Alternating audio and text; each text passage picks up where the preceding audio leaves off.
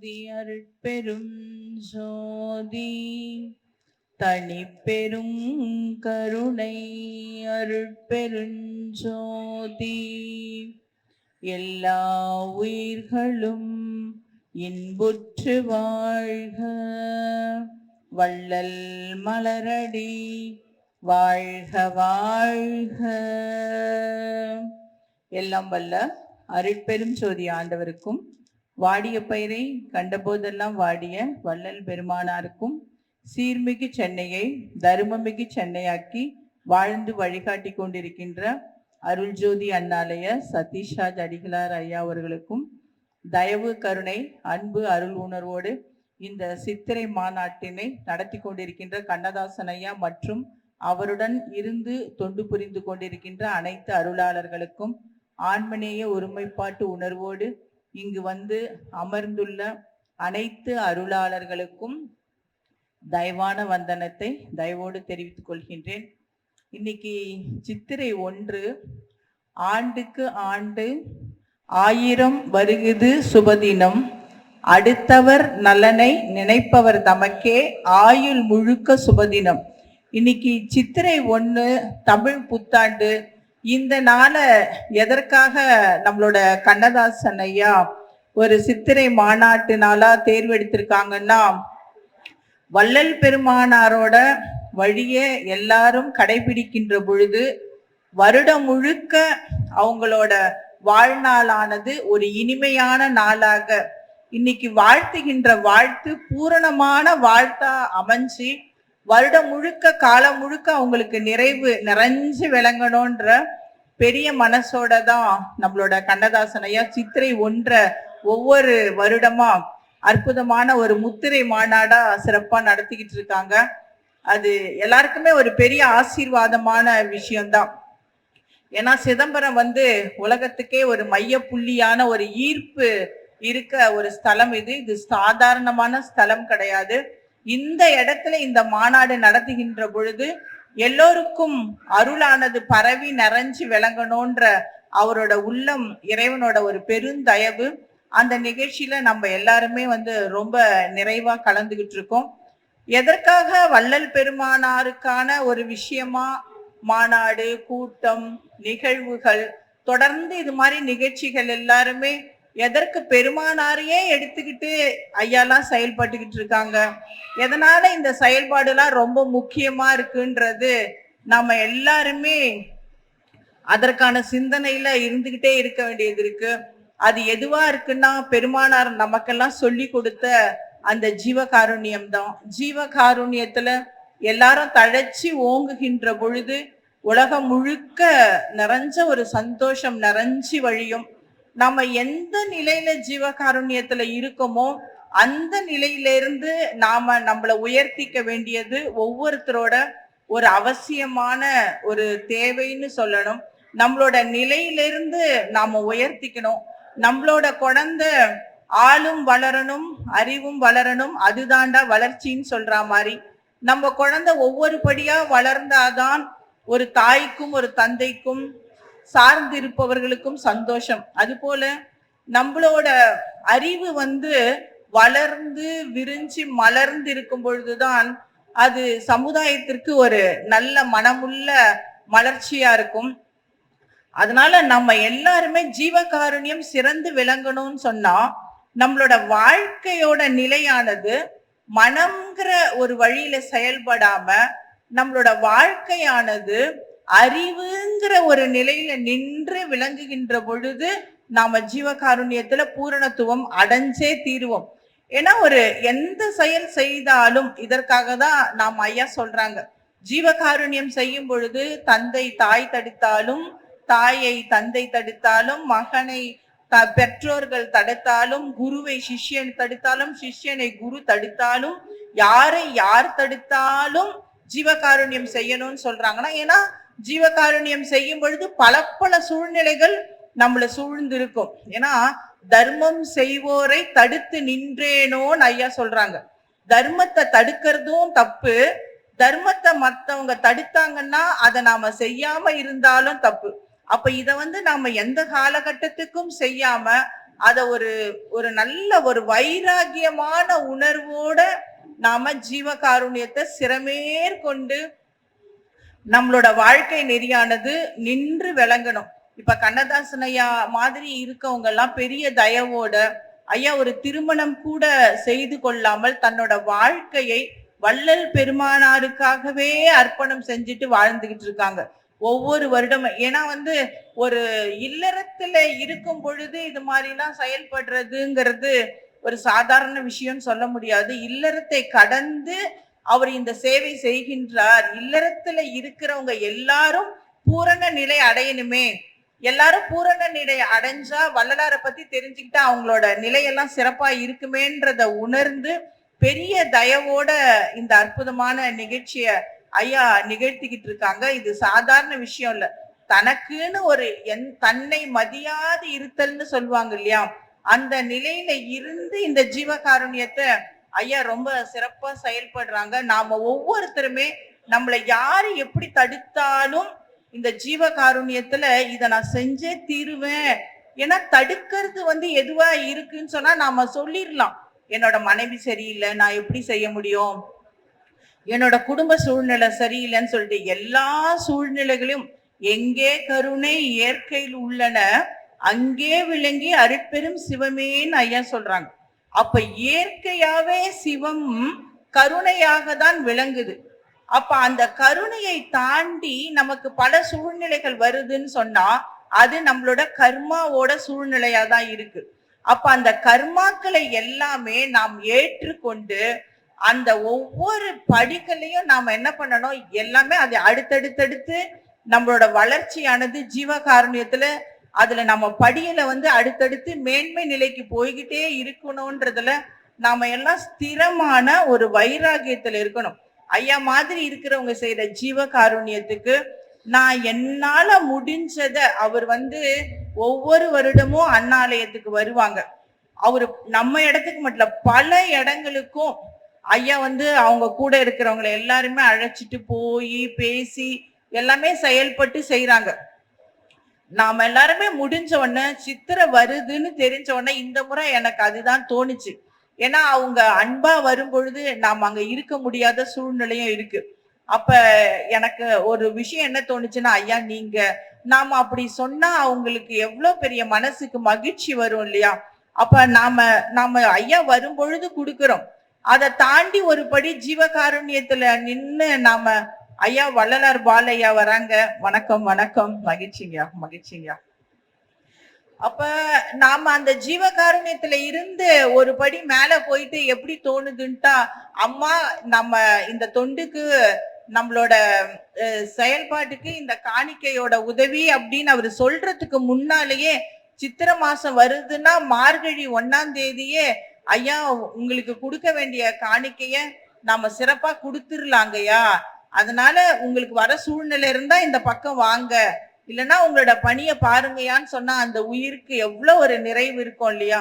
ஏன்னா அவங்க அதுக்காக ரொம்ப மெனக்கெட்டு வராங்க. அப்போ ஒவ்வொருத்தருக்குமே நாம செய்யற ஜீவகாருண்யத்துல நாம எப்படி அந்த தயவு நமக்கு மேல் நோக்கி வரணும். ஒரு தம்பி என்கிட்ட கேட்டார், ஒரு காலேஜ் ஸ்டூடெண்ட்ஸ், அம்மா இப்போ எல்லாமே சாப்பாடு போட்டு எல்லாம் சோம்பேறி ஆகுறாங்கன்னு சொல்றாங்க, அது அப்ப சாப்பாடு போடலாமா, ஜீவகாருண்யம் தேவைதானா அப்படின்னு கேட்டாரு. அப்ப நம்ம என்ன சொன்னோம் அப்படின்னு சொன்னா, தவம் தானே பெருசு, தர்மமா பெருசு, தவம் தானே பெருசு, தர்மம் பெருசு கிடையாதுல்ல, தவம் தானே பெருசா இருக்க முடியும்ட்டு தர்மத்தை தவமா செய்யணும், தவத்தை தர்மமா செய்யணும். தர்மம் செய்கின்ற பொழுது நான் என்கின்ற அந்த அகங்கார பற்று நமக்கு இல்லாமல் சர்வம் சிவமயம்ங்கிற உணர்வோட பற்றுக பற்றற்றான் பற்றினை அப்பற்றினை பற்று விடற்குங்கிற உணர்வோட நான் சாப்பாடு போடுறேன், அதனால நான் ஒரு பேனர் போடுறேன், அதனால நான் ஒரு போஸ்டர் போடுறேன், இப்படி அப்படியெல்லாம் எந்த ஒரு உணர்வுமே இல்லாம இதை செயல்படுத்துறது இறைவன் தான் அப்படிங்கிற ஒரு உணர்வோட என்னால இந்த உணவு அவங்களுக்கு கிடைக்கல. விவேகானந்தர் கூட ரொம்ப அழகா சொல்லுவாங்க, நீ ஒருத்தருக்கு ஒரு ரூபாய் கொடுத்துட்டீன்னா நான் ₹1 அவங்களுக்கு கொடுத்துட்டேன் பத்தியா அப்படின்னு சொல்லிட்டு நீ பெருமைப்படாத, அவங்க அந்த ₹1 வாங்கலன்னா நீ ₹1 அவங்களுக்கு கொடுக்க முடியுமா. எவ்வளவு அழகான வரிகள் பாருங்க. யாரோ ஒருத்தவங்க அம்மா எனக்கு பசிக்குது, ஐயா எனக்கு பசிக்குது அப்படின்னு அவங்க சொல்லலைன்னா நாம தர்மம் செய்ய முடியுமா? நாம தர்மம் செய்ய வாய்ப்பு ஏற்படுத்தி கொடுத்த அவர்களால தான் நாம சிறப்படைகிறோமே தவிர, நாம சாப்பாடு போட்டதுனாலதான் அவங்க சாப்பிட்டாங்கன்றதே கிடையாது. அப்ப நம்மளோட ஜீவகாருண்யம் எப்படி இருக்கணும்னு சொன்னா, நம்ம சாப்பாடு போட்டதுனால அவங்க சாப்பிடுறாங்கன்ற அந்த உணர்வு இல்லாம, எல்லாம் வல்ல இறைவன் எனக்கு இந்த பெரும் வாக்கியத்தை கொடுத்திருக்காரு அப்படிங்கிற அந்த தயவு நிலையில நின்று, தயவு பெருநிலைக்கு சென்று அருள் உணர்வோட அப்படியே ஊன்றி ஆழ்ந்து அந்த தர்மத்தை எல்லாருக்கும் கொடுக்கிற அந்த குணத்தையும் பண்பையும் பணிவையும் நாம வளர்த்துக்கிட்டோம்னு சொல்லுகின்ற பொழுது, நமக்குள்ள இருக்க அந்த அருட்பெரும் ஜோதி சுடரோட அருள் ஒளிய நம்ம பரிபூரணமா அனுபவிக்க முடியும். ஐயா சொல்றாங்க, ஜீவகாருண்யம் விளங்குகின்ற இடத்தில் அன்பும் அறிவும் உடனாக விளங்கும் சொல்றாங்க. அப்ப அந்த அன்பு வெளிப்பட்டாலே அறிவு தெளிவா வெளிப்படுது. அறிவு தெளிவா வெளிப்படுகின்ற பொழுது அறிவுதான் தெய்வமா இருக்கு.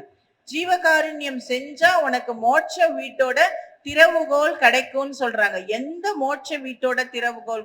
எந்த மோட்ச வீட்டோட திறவுகோல் கிடைக்கணும்னு சொன்னா, நமக்கு சகசிரஹாரத்துல இருக்க இந்த மூன்றாவது கண் எதனால திறக்கப்படும் சொன்னா, இறைவனால் மட்டும்தான் திறக்க முடியும். எதை கொண்டு அடிச்சாலும் அதை திறக்கவே முடியாது. அந்த மூன்றாவது கண்ணா இருக்க அந்த மூன்றாவது கண் ஒளி, அந்த ஒளிய தரிசனம் பண்ணி அதுவாகவே ஆகணும், அந்த பேரொளி ஆனந்தத்தை அனுபவிக்கணும்னு சொல்லும் பொழுது அது எதனால கிடைக்கும்னு சொன்னா, ஜீவகாருண்யத்தினால மட்டும்தான் கிடைக்கும். அந்த ஜீவகாருண்யம் ரெண்டு விஷயமா இருக்கு. எது முக்கியமா என்னன்னா, அடுத்த உயிர்களுக்கு பசிக்கும் பொழுது கொடுக்கிறது, அதே நேரத்துல நம்மளோட உடம்பையும் ரொம்ப ஜீவகாருண்யமா ஒவ்வொருத்தருமே பார்த்து கொள்ள வேண்டியது ரொம்ப ரொம்ப ரொம்ப அவசியமா இருக்கு. எல்லாருமே சாப்பாடு போடுறோம். சாப்பாடு போடுகின்ற பொழுது ஐயா எல்லாருக்குமே ஒரு தயவான வேண்டுகோள். எல்லாருமே சாப்பாடு போடுறோம், கருணையா இருக்கும், உண்மையா இருக்கும், தயவா இருக்கும். சாப்பாடு போடுறதோட ஐயா சொன்ன ஆகாரங்களை எல்லாம், ஐயா உரைநடை பகுதியில சொன்ன நித்திய கர்ம விதியில சொன்ன விஷயங்களை எல்லாம் நாம ரொம்ப தயவா கடைபிடிக்கணும். இந்த மாநாட்டோட நோக்கமா அதுவா நாம எல்லாரும் உறுதி எடுக்கணும். இன்னைக்கு கண்ணதாசன் ஐயா ரொம்ப மெனக்கெட்டு தமிழ்நாடு முழுக்க பயணம் செஞ்சாரு. ஐயா தமிழ்நாடு முழுக்க பயணம் செஞ்சு மிக பெரிய மனசோட பெரிய தயவோட நம்மளையெல்லாம் இங்க வர வச்சிருக்காங்க. அப்ப நம்ம எல்லாருமே ஒரு பெரிய உணர்வை இங்க நாம பகிர்ந்துக்கணும். இங்க நம்ம பதிவு பண்ணிக்கணும். என்னன்னா, என்னால முடிஞ்ச ஜீவகாருண்யத்தை அடுத்த உயிர்களுக்கும் செய்வதோட என்னோட ஜீவனையும் நான் சரியா பார்த்துக்கணும்ன்றதுல நம்ம எல்லாருமே ரொம்ப வைராக்கியமா இருக்கணும். ஐயா சொன்ன உரைநடை பகுதியில இருக்க நித்திய கர்ம விதிய நாமெல்லாம் முறையா கடைபிடிக்கணும். நிறைய சன்மார்க்கிகள் தயவோட இருக்காங்க. ஒரு வீட்டுல ஒரு அம்மா இருப்பாங்க. அம்மா என்ன பண்ணுவாங்கன்னா, சுட சுட சமைப்பாங்க. ஆனா சமைச்சிட்டு பிள்ளைங்களுக்கு எல்லாம் கொடுத்துட்டு முன்னால் என்ன சமைச்சு வச்சோமோ அதை சூடு பண்ணி எது கெட்டு போய் வீணா இருக்குமோ அதை சாப்பிட்டு அந்த அம்மா உடம்ப கெடுத்துக்கிட்டாங்கன்னா அந்த குடும்பத்துல இருக்க குழந்தைங்களுக்கு எல்லாம் எவ்வளவு பெரிய பாதிப்பு இல்லையா? அப்ப ஜீவகாருண்யத்துல இருக்கிறவங்க எல்லாம் தயவோட ஜீவகாருண்யம் செய்கின்ற பொழுது நாமளும் நம்மளோட உடம்ப ஐயா சொன்ன விஷயங்களை எல்லாம் ரொம்ப சிறப்பாவும் ஸ்ரத்தையாவும் கடைபிடிச்சு நம்ம நிறைய பெருசு பெருசா பேசணும், யோசிக்கணும். மரணமில்லா பெருவாழ்வுலாம் இருக்கட்டும். எத்தனை பேர் வீட்டுல ஃப்ரிட்ஜ்ல வைக்காத மாவு இட்லி சாப்பிடுறீங்கன்னு சொல்லுங்க பார்க்கலாம். சன்மார்க்கத்துல இருக்க எல்லாருமே சரி, வாரத்துல ஒரு நாள் வீட்டுல அம்மா மாவு அரைச்சி வச்சிருவாங்க. காலை இட்லி, சாயங்காலம் தோசை. ஐயா அப்பம், இட்லி, அதாவது தோசை இதெல்லாம் எடுத்துக்காதீங்கன்னு சொல்றாங்க. ஆனா சன்மார்க்கத்துல இருக்க எல்லாரும் நம்ம நிறைய பேசுறோம். ஆனா ஃப்ரிட்ஜில் இருக்க மாவை எடுக்கிறது, தோசை ஊத்துறது, சாப்பிடுறது, அப்புறம் லோ பிபி வந்துருச்சு, என்னால நடக்க முடியல, நிக்க முடியல, முட்டி வலிக்குது, இடுப்பு வலிக்குது அப்படின்னு சொன்னா அப்ப நமக்கு எப்படி இதெல்லாம் வராம இருக்கும்? அடுத்த ஜீவர்கள் காப்பாற்றப்பட வேண்டும்னு நினைக்கிற நாமளும் ரொம்ப தயவோட ஐயா சொன்ன சாப்பிடுறப்பா பரவாயில்ல, எல்லாரும் ஒரு உறுதி எடுத்துக்கணும். வள்ளலார் சொன்ன ஆகாரங்களை கட்டாயமா நான் கடைபிடிப்பேன். என்ன ஆகாரங்கள்னா ஐயா சொல்ற 5 கீரைகளை தயவோட எல்லாமே சாப்பிடுங்க. ஐயா கரிசாலை மகா கருணாமூர்த்தி இறைவனால் கொடுக்கப்பட்டதுன்னு சொல்றாரு. அதை தயவோட பதிவு பண்ணிக்கோங்க. எல்லாரும் கேட்டுக்கிட்டு எல்லாம் நுழைஞ்சுதான் அப்படின்னு ஆசிரியர் பாடம் நடத்தும் போது கேட்டா மாணவன் சொன்னா, சார், ஏன்னா அந்த பையன் ஆசிரியரை கவனிக்க மாட்டான், அவன் எலியே பார்த்துக்கிட்டு இருப்பான். சார் எல்லாம் நுழைஞ்சு சார் எலிக்கு, ஆனா அதோட வால் மட்டும் நுழையலன்னுவான். அது மாதிரி இங்க எல்லாரும் கேட்டுக்க முடியுதோ இல்லையோ, ஆனா ஒரே ஒரு உயிர் அதனால பயனடைஞ்சா கூட போதும். ஏன்னா ஐயா சொல்றதை நம்ம வீட்டுல பாருங்களேன், நம்ம வீட்டுல தினம் நம்ம அண்ணாலயத்துல 7000 பேருக்கு சமைப்போம். அங்க கொஞ்சம் தக்காளி எல்லாம் பக்குவப்படுத்துறதுக்காக ஃப்ரீசர் இருக்கு. ஆனா நம்ம ஆலயத்துல தினமுமே ஒரு 10 பேர் 12 பேருக்கு மதியம் இரவு ஆகாரம் எடுத்துக்குவாங்க. ஆனா நம்ம வீட்டுல ஃப்ரிட்ஜே கிடையாது. ஏன்னா அது ரொம்ப அவசியமே இல்லை அப்படிங்கிற உணர்வு எல்லாருக்குமே வந்துருச்சுன்னா எல்லாருமே நல்லா இருக்கலாம். அதனால எல்லாருமே நம்மளோட உடம்பெல்லாம் நம்ம ரொம்ப நல்லா பார்த்துக்கணும். ஏன்னா ஜீவகாருண்யம்னா அதுதான் ரொம்ப ரொம்ப ரொம்ப அடிப்படையா இருக்கு. ஏன்னா அடிப்படையான விஷயங்களை நம்மள தேத்திக்க வேண்டியது, பக்குவப்படுத்திக்க வேண்டியது இருக்கு. ஐயா 5 கீரை சொல்லியிருக்காங்க. இங்க ஒரு 10 பெண்களாச்சும் இருப்போம். அதுல அம்மா எல்லாம் ரொம்ப சிறப்பா கவனிக்கிறீங்கம்மா. அதனால நீங்க தயவா கேட்டுக்கோங்க. மகா கருணாமூர்த்தி இறைவனால் எனக்கு கொடுக்கப்பட்ட மூலிகை சொல்லிட்டு கரிசாலங்கண்ணி கீரைய சொல்றாங்க. எவ்வித தந்திரத்திலேயாச்சும் இதை சாப்பிடுங்கன்னு சொல்றாங்க. வல்லாரை எடுத்துக்கணும், தூதுவளை எடுத்துக்கணும், பொன்னாங்கண்ணி கீரை எடுத்துக்கணும், முசுமுசிக்காய் எடுத்துக்கணும். இந்த கீரையெல்லாம் சாப்பிடுங்க. கத்திரிக்காய், முருங்காய், வாழைக்காய், முள்ளங்கி இது போன்ற காய்கறி எல்லாம் தினமும் சாப்பிடுங்கன்னு சொல்றாங்க. நம்ம பெரிய பெரிய விஷயம் மரணமில்லா பெருவாழ்வுங்கிறது கிடைக்கும். அதற்கு முன்னால நம்மளோட உச்சியிலிருந்து ஆசன வாயு வரைக்கும் இருக்க விஷயங்களை நீங்க ஆரோக்கியமா முதல்ல வச்சுக்கணும். அதுக்கு என்ன தேவைப்படுது? அதுக்கு ஐயா சொன்ன கூட்டு சுரணும். கரிசால, தூதுவளை, முசுமுசுக்க, சீரகம் போட்ட கஷாயத்தை தினமும் குடிங்கன்னு சொல்றாங்க. இந்த கஷாயம் எல்லாம் ஐயா மாதிரி கண்ணதாசன் ஐயா கிட்ட எல்லாம் கேட்டு வாங்கி தயவோட எல்லாரும் பயன்படுத்தி ஐயாவோட மாநாட்டுக்கு வந்ததுனால ஏதோ ஐயா வந்தாரு, நிகழ்ச்சி நடந்தாரு, கூப்பிட்டாரு, போனோம். வள்ளலாரை பார்த்தோம், அழகா இருந்தாரு, அம்சமா இருந்தாரு. அவர் வச்ச விபூதியை எடுத்து வச்சுக்கிட்டோம், சந்தோஷப்பட்டோம், நிறைவு. அடுத்தது சாப்பாடு இருக்கு, சாப்பிட போறோம், கிளம்ப போறோம். இத கடந்து ஐயா கிட்ட இருக்க ஏதாச்சும் ஒரு நல்லதையாச்சும் இந்த நிகழ்ச்சி எடுத்துக்கிட்டு போனோம். ஏன்னா பல லட்சம் செலவு பண்ணி இந்த நிகழ்ச்சி நடத்துறது எல்லாரும் வரணும் போனோம் அப்படிங்கிற பெருமைக்காக இல்ல.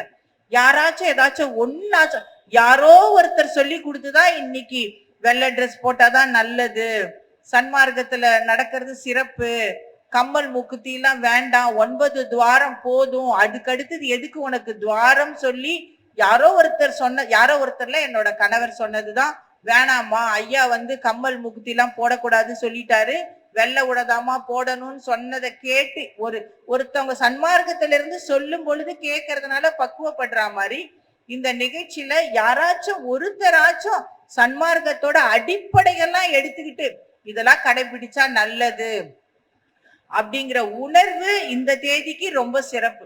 அடுத்தடுத்து நிறைய விஷயங்கள் இருக்கு. எப்பவுமே நம்மளோட தயவு ஜீவகாருண்யமா இருக்கு. என்ன உதவி செய்யலாம், என்னால முடிஞ்சது என்ன செய்யலாம் அப்படிங்கிற அந்த எண்ணம் நம்மளோட உயிர்ல இருந்து, நம்மளோட ஆத்மாவில இருந்து அது அப்படியே வளர்ந்துகிட்டே இருக்கணும். அது அப்படியே வளர்ந்து வளர்ந்து வளர்ந்து அப்படியே விருட்சமா மலரணும். அது விருட்சமா வளர்ந்து மலர்ற அளவுக்கு நம்ம வைராகியமா வாழ்ந்து என்னால என்ன முடியுதோ அதை நான் இந்த சன்மார்க்கத்துக்கு செய்தே தீருவேன். கண்ணதாசன் ஐயாலாம் என்னை கேட்காம அடுத்த முறை கண்ணதாசன் ஐயா எனக்கு காணிக்க வேணும்னு கேட்க மாட்டாரு. கேட்கறதுக்கு முன்னாலே ஜீவகாருண்யத்தோட அவருக்கு காணிக்கையை நம்ம நிறைவா கொடுக்கணும்னு சொல்லிட்டு இந்த வாய்ப்பு கொடுத்த ஐயாவுக்கு ஒரு நிறைவான நன்றி சொல்லிக்கிறேன். அருட்பெரும் ஜோதி, அருட்பெரும் ஜோதி, தனிப்பெரும் கருணை, அருட்பெரும் ஜோதி.